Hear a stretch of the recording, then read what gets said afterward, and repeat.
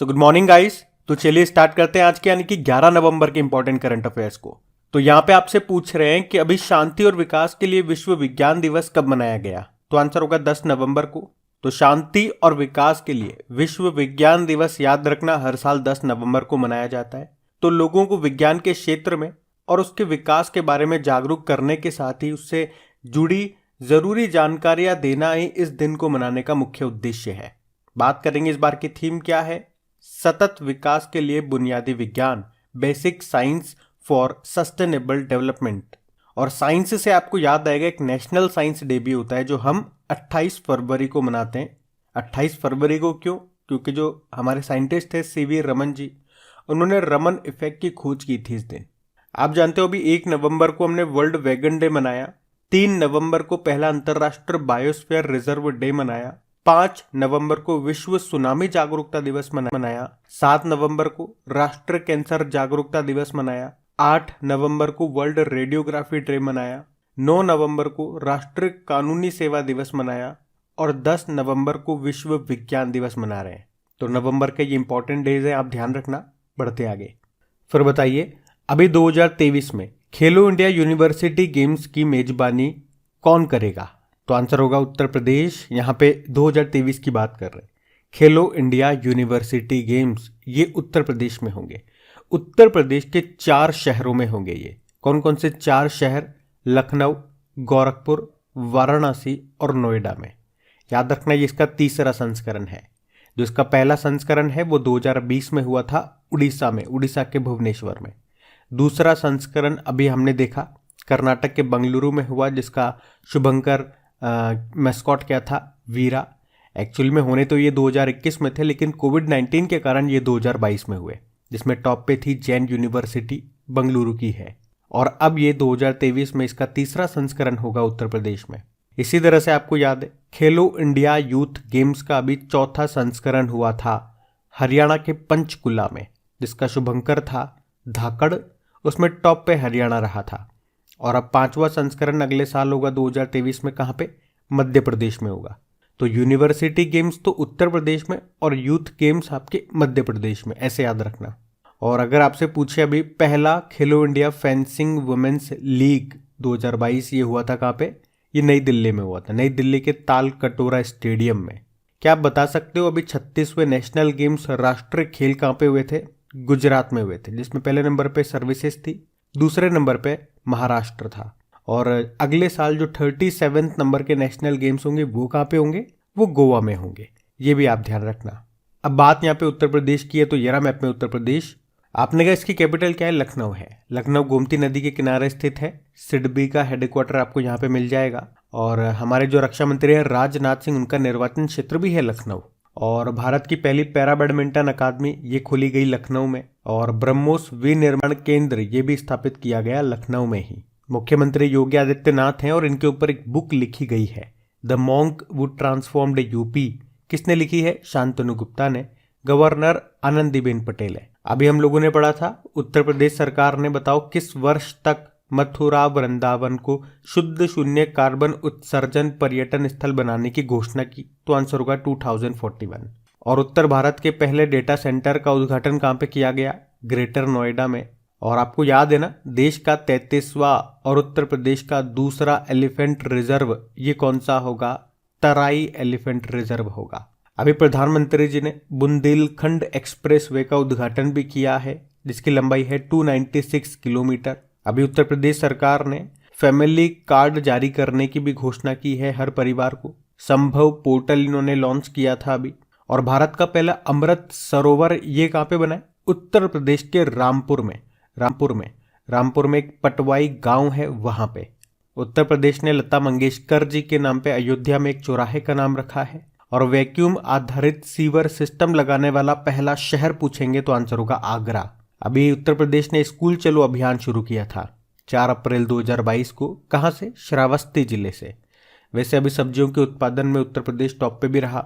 हमने पढ़ा था तीसरे राष्ट्रीय जल पुरस्कारों में सर्वश्रेष्ठ राज्यों की श्रेणी में उत्तर प्रदेश टॉप पे था और सर्वश्रेष्ठ जिलों की श्रेणी में उत्तर प्रदेश का मुजफ्फरनगर था। तो ये सारे पॉइंट्स आप याद रखना। फिर बताइए अभी नवंबर 2022 में अंतरराष्ट्रीय टेलीमेडिसिन सम्मेलन का आयोजन ये कहाँ पे किया गया? तो आंसर होगा कोच्चि, केरल में। तो 10 से लेके 12 नवंबर तक 18वें अंतरराष्ट्रीय टेलीमेडिसिन सम्मेलन का आयोजन किया गया। कहाँ पे? केरल के कोच्चि में। इसमें इसरो के जो अध्यक्ष है एस सोमनाथ, उन्होंने मुख्य अतिथि के रूप में हिस्सा लिया। अच्छा, मेडिसिन से पहला प्रश्न तो मैं आप ही से पूछने वाला हूं कि 2022 में मेडिसिन का नोबेल पुरस्कार किसने जीता है? ये उत्तर मैं नहीं दूंगा, इसका उत्तर आप ही लोग देंगे।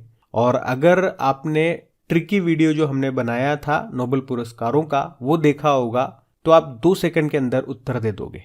और नहीं देखा, अगर कोई पहली बार इस वीडियो को देख रहे हैं, अगर वो ट्रिकी वीडियो नहीं देखा तो पहले आप उसको जरूर देखना, फटाक से आपको सारे नाम याद हो जाएंगे और छटाक से आप उत्तर कर दोगे। वैसे आपको याद है WHO वर्ल्ड हेल्थ ऑर्गेनाइजेशन ने सेंटर फॉर ट्रेडिशनल मेडिसिन की आधारशिला कहाँ पे रखी है? गुजरात, जामनगर में। अच्छा, अगर मैं आपसे पूछूं अभी 13वां फिक्की वैश्विक कौशल शिखर सम्मेलन 2022 कहाँ पे हुआ था? नई दिल्ली में। 22वां विश्व ब्लॉकचेन शिखर सम्मेलन का आयोजन कहाँ पे हुआ? दुबई में। अभी 7वां भारत फार्मास्यूटिकल और मेडिकल डिवाइस सम्मेलन का आयोजन हुआ था नई दिल्ली में। और अगले साल 12वां विश्व हिंदी सम्मेलन कहाँ पे होगा? फिजी देश में होगा। अभी 2022 में दूसरा भारत नॉर्डिक सम्मेलन हुआ था डेनमार्क की कैपिटल कोपेनहेगन में। और ये नॉर्डिक देश कौन कौन से हैं? 5 देश है नॉर्डिक देश। कौन कौन से? डेनमार्क, फिनलैंड, आइसलैंड, स्वीडन और नॉर्वे, इनको नॉर्डिक कंट्रीज कहा जाता है। अभी कोप 27 का आयोजन हुआ इजिप्ट में। और आप जानते हो पहला होम्योपैथी अंतरराष्ट्रीय स्वास्थ्य शिखर सम्मेलन का आयोजन कहाँ पे हुआ था? दुबई में। अभी 2022 में क्वाड समिट ये कहाँ पे हुई? टोक्यो, जापान में। और अगर मुझे याद हो कि अगले साल 2023 में जो क्वाड समिट है वो कहाँ पे होगी, तो आंसर होगा ऑस्ट्रेलिया में। तो ये पॉइंट्स भी याद रखना आप। बढ़ते आगे, चलिए फिर बताइए, नवंबर 2022 में जारी फोर्ब्स की टॉप 20 एशियाई महिला उद्यमियों की सूची में कौन सी भारतीय महिला शामिल नहीं है? नहीं पूछ रहे हैं यहाँ पे आपसे। तो आंसर होगा फाल्गुनी नायर, जो कि नायका कंपनी की संस्थापक है। तो अभी फोर्ब्स ने T20 एशियाई महिला उद्यमियों की सूची जारी की है जिसमें 3 भारतीय महिलाएं शामिल हैं। कौन कौन है वो? सेल की जो चेयरपर्सन है सोमा मंडल, और ये सेल की पहली महिला चेयरपर्सन है। एक है एमक्योर फार्मा की एग्जीक्यूटिव डायरेक्टर नमिता थापर, और तीसरी है होनासा कंज्यूमर की को फाउंडर गजल अलग। तो इसमें उन महिलाओं को शामिल किया गया है जिन्होंने कोविड-19 महामारी के चलते पैदा हुई अनिश्चितता के बीच अपने कारोबार को बढ़ाने में उल्लेखनीय सफलता हासिल की है। तो इन तीनों के नाम आपको याद रखने हैं, नमिता थापर, गजल अलग और सोमा मंडल।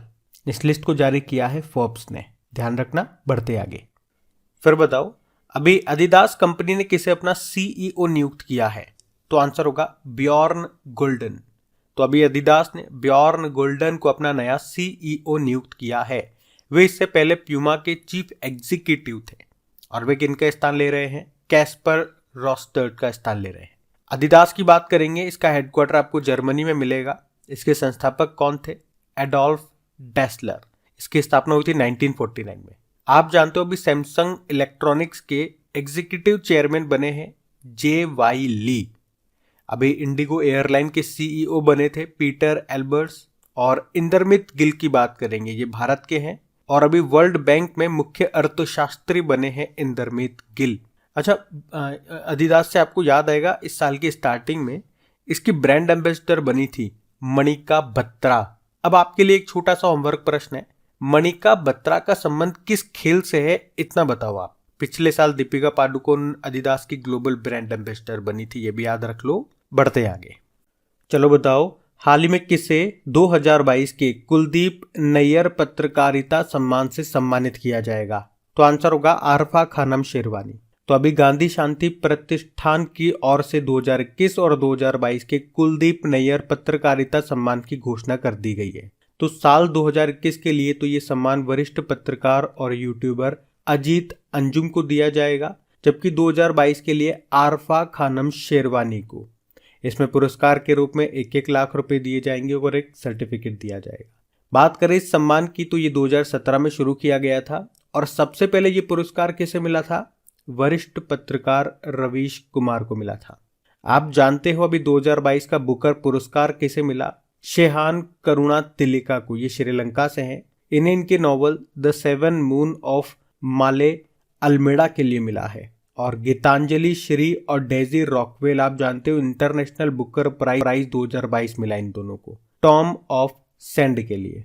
और अभी यूके संसद ने आयुर्वेद रत्न पुरस्कार से सम्मानित किया था तनुजा नेसारी को, ये नाम भी याद रखना। बढ़ते आगे, चलो बताओ 2023 में महिला विश्व मुक्केबाजी चैंपियनशिप की मेजबानी कौन सा देश करेगा? तो आंसर होगा भारत। भारत जो है ये 2023 में महिला विश्व मुक्केबाजी चैंपियनशिप की मेजबानी करेगा। और भारत में कहां पे होंगी? नई दिल्ली में। आपको बता दूं इससे पहले भी 2 बार भारत इसकी मेजबानी कर चुका है, एक तो 2006 में और एक 2018 में, मतलब ये तीसरी बार है। और इसका आयोजन इंटरनेशनल बॉक्सिंग एसोसिएशन और बॉक्सिंग फेडरेशन ऑफ इंडिया के द्वारा किया जाएगा। अच्छा, अभी 2022 में इसका आयोजन कहाँ पे हुआ था? वो टर्की के इस्तांबुल में हुआ था। अभी मई महीने में हुआ था ये 2022 में, जिसमें पहले स्थान पे टर्की ही था और भारत इसमें चौथे स्थान पे रहा था। जिसमें आपको याद हो तो भारत ने 1 गोल्ड और 2 ब्रोंज मेडल जीते थे। और वो 1 गोल्ड नाम इंपॉर्टेंट है, वो किसने जीता था बता सकते हो? निखत जरीन ने 52 किलोग्राम कैटेगरी में। अभी जो कॉमनवेल्थ गेम्स हुए थे 2022 में, कहाँ पे? बर्मिंघम यूके में, उसमें भी इन्होंने गोल्ड जीता था। आप जानते हो इंटरनेशनल बॉक्सिंग एसोसिएशन का हेडक्वार्टर कहाँ पर है? लुज़ेन स्विट्जरलैंड में है। और आपको बता दूं कि अगले साल जो पुरुषों का विश्व मुक्केबाजी चैंपियनशिप है वो आपका कहाँ पे होगा? वो उज्बेकिस्तान की कैपिटल ताशकंद में होगा। और इसी तरह से आपको याद है 2023 में G20 की अध्यक्षता भारत के पास है। और 2023 में मेंस हॉकी वर्ल्ड कप ये होंगे भारत में, भारत के उड़ीसा में। और 2023 में street child cricket world cup भी भारत में होगा। मेंस क्रिकेट वर्ल्ड कप भी भारत में होगा। और 2023 में पहली बार मोटो जीपी का आयोजन ये होगा भारत में। भारत में कहाँ? नोएडा के बुद्ध सर्किट में। तो ये भी आप ध्यान रखना। बढ़ते आगे, फिर बताइए अभी हाल ही में जारी क्यूएस एशिया यूनिवर्सिटी रैंकिंग 2023 में भारत में टॉप पे कौन सी यूनिवर्सिटी है?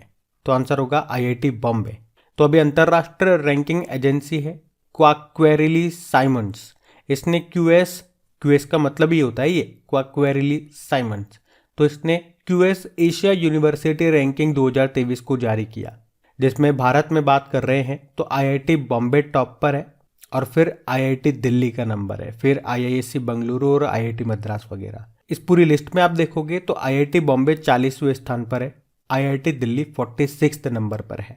और अगर इस पूरी लिस्ट में आप देखोगे तो टोटल 19 इंडियन यूनिवर्सिटीज़ है जो कि टॉप 200 में शामिल है। वैसे टॉप पर कौन है? चाइना की पीकिंग यूनिवर्सिटी, सेकंड पे यूनिवर्सिटी ऑफ सिंगापुर है और तीसरे पे है सिंगवा यूनिवर्सिटी जो कि है बीजिंग में। तो ये ध्यान रखना। बढ़ते आगे, चलिए फिर बताइए नवंबर 2022 में अभी प्रधानमंत्री गति शक्ति मल्टी मॉडल जलमार्ग शिखर सम्मेलन का आयोजन ये कहाँ पे किया गया? तो आंसर होगा वाराणसी में। तो जलमार्ग मंत्रालय के भारतीय जलमार्ग प्राधिकरण की तरफ से वाराणसी में 11 और 12 नवंबर को प्रधानमंत्री गति शक्ति मल्टी मॉडल जल मार्ग शिखर सम्मेलन का आयोजन किया गया। वैसे हमारे जलमार्ग मंत्री कौन है? सर्बानंदा सोनोवाल, उन्होंने इसका उद्घाटन किया। अच्छा, इसी तरह से आपको याद होगा जो वडोदरा में रेल यूनिवर्सिटी है अभी उसका नाम बदल के गति शक्ति यूनिवर्सिटी कर दिया। और आपको याद है गति शक्ति पोर्टल को लॉन्च करने वाला पहला राज्य कौन सा बना है? गुजरात बना है। और आपको याद होगा शंघाई कोऑपरेशन ऑर्गेनाइजेशन की पहली पर्यटन और सांस्कृतिक राजधानी कौन सी बनी है? वाराणसी। और रोपवे सेवाओं का सार्वजनिक परिवहन के रूप में उपयोग करने वाला पहला शहर कौन सा बना? तो भी आंसर होगा वाराणसी। अच्छा मुझे बताओ, राष्ट्रीय जलमार्ग 1 ये किस नदी पे है? गंगा नदी पे। और ये सबसे बड़ा है। कहां से कहां तक है? प्रयागराज से हल्दिया तक। वहीं पे राष्ट्रीय राजमार्ग 2 पूछे किस नदी पर है? तो ब्रह्मपुत्र। ये कहां से का? धुबरी से सादिया, असम में। बाकी आप जानते हो अभी कोप 27 का आयोजन कहां पे हुआ? मिस्र में, इजिप्ट में। अगर पूछे 2022 में G20 शिखर सम्मेलन की अध्यक्षता किसने की? इंडोनेशिया ने। SCO की बात करेंगे तो इसकी अध्यक्षता की है उज्बेकिस्तान ने। ब्रिक्स सम्मेलन का आयोजन कहां पे हुआ? चाइना में। बिम्स्टेक सम्मेलन का आयोजन हुआ श्रीलंका ने। बिम्स्टेक की अध्यक्षता किसके पास है? श्रीलंका के पास है। G7 की बात करें तो इसकी अध्यक्षता की है जर्मनी ने। और अभी नाटो शिखर सम्मेलन का आयोजन हुआ 2022 में मैड्रिड स्पेन में, ये भी याद रखना। बढ़ते आगे, फिर बताओ अभी जनवरी 2023 में किस राज्य में पर्पल फेस्ट का आयोजन किया जाएगा? तो आंसर होगा गोवा में। तो अभी गोवा के जो मुख्यमंत्री प्रमोद सावंत, अभी उन्होंने गोवा पर्पल फेस्ट के लिए एक लोगो लॉन्च किया है, जिसका आयोजन 2023 जनवरी में किया जाएगा। कहाँ पे? गोवा के कैपिटल पणजी में होगा ये पर्पल फेस्ट सेलिब्रेटिंग डाइवर्सिटी। यह अपनी तरह का पहला उत्सव है जो दिव्यांग व्यक्तियों के लिए होगा, जिसका उद्देश्य ये प्रदर्शित करना है कि कैसे लोग एक साथ समर्थन करने के लिए आ सकते हैं और समाज में सभी को शामिल होने का अनुभव करा सकते हैं। वैसे बात यहाँ पे गोवा की है, तो ये रहा मैप में गोवा। आपने कहा कैपिटल इसकी पणजी है, जो कि किस नदी के किनारे स्थित है? मंडोवी नदी के किनारे। मुख्यमंत्री हो गए प्रमोद सावंत। आपको बताया 2022 में जो 9th नंबर का आयुर्वेद सम्मेलन और आरोग्य एक्सपो है, इसकी मेजबानी करेगा गोवा दिसंबर में। अच्छा, साओ जोआओ ये एक फेस्टिवल है, इसका आयोजन भी होता है गोवा में। और आपको याद होगा इस साल हमारी जो वित्त मंत्री हैं, फाइनेंस मिनिस्टर निर्मला सीतारमण, इन्होंने गोवा के पणजी में ही राष्ट्र सीमा शुल्क और जीएसटी संग्रहालय का उद्घाटन किया था। और इसे क्या नाम दिया गया? धरोहर। ये एक ब्लू कलर की बिल्डिंग है जिसे पुर्तगाली शासन में अल्फानडेगा के नाम से जाना जाता था। याद रखना, यूनिफॉर्म सिविल कोड, समान सिविल संहिता, ये एकमात्र गोवा में ही लागू है। अभी गोवा सरकार ने बीच विजिल एप्लीकेशन को भी लॉन्च किया था। क्यों? समुद्री तटों पर अवैध गतिविधियों की शिकायत करने के लिए। और अभी गोवा के जो पूर्व मुख्यमंत्री थे प्रताप सिंह राणे, उनको राज्य मंत्री परिषद में आजीवन कैबिनेट मंत्री का दर्जा भी दिया गया। आप जानते हो देश का पहला रेबीज मुक्त राज्य ये गोवा बना, और हर घर जल वाला पहला राज्य भी आपका गोवा ही है। और गोवा में ही भारत का पहला सैंड ड्यून पार्क भी विकसित किया जाएगा। अच्छा, गोवा को पुर्तगालियों से मुक्त कराने के लिए हमने एक ऑपरेशन चलाया था, ऑपरेशन विजय। कब? 1961 में। तो ये ध्यान रखना। अब हम बात करेंगे कल के वीडियो में पूछे गए प्रश्न के उत्तर की। तो कल के वीडियो में आपसे प्रश्न पूछा गया था कि विधि आयोग के नए अध्यक्ष कौन बने हैं? तो आंसर होगा ऋतुराज अवस्थी। आप सभी ने प्रश्न का बिल्कुल सही उत्तर दिया है। और गाइस, इन सभी का क्विज बनाकर अपलोड कर दिया गया आपके क्रिक एग्जाम एप्लीकेशन पे, वहीं पे इनकी पीडीएफ भी आपको मिल जाएगी। और सेशन अच्छा लगे तो प्लीज लाइक करके एक बार शेयर जरूर कीजिएगा अपने दोस्तों के साथ में, या जो भी आपका स्टडी ग्रुप हो गया वहां पर। अब ये रहा आज का आपका होमवर्क प्रश्न।